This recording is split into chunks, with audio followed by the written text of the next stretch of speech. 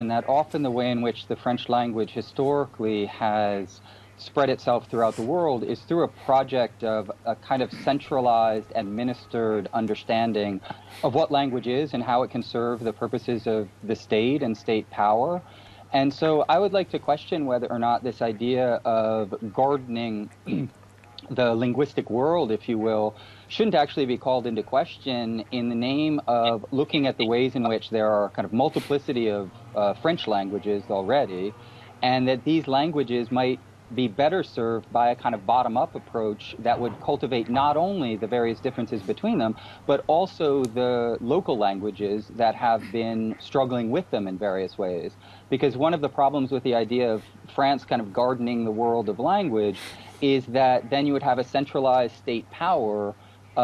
imposing upon citizens, not only within France, but more broadly, a certain formatted notion of what language is, what proper usage is, and then laying claim to having the kind of corner of the market on that. Versus, and I believe it was Stephen who opened up with this, an understanding of language as a dynamic, socially variegated phenomenon that is ongoing, that is constantly being invented and reinvented, and that doesn't need the state to administer it. And in fact, if anything, the state administration of language, or as I was saying, this kind of gardening of the world, is part of a broad political project of unification and cultural dominance and cultural imperialism, and that we should be clear about what some of the stakes of these projects are.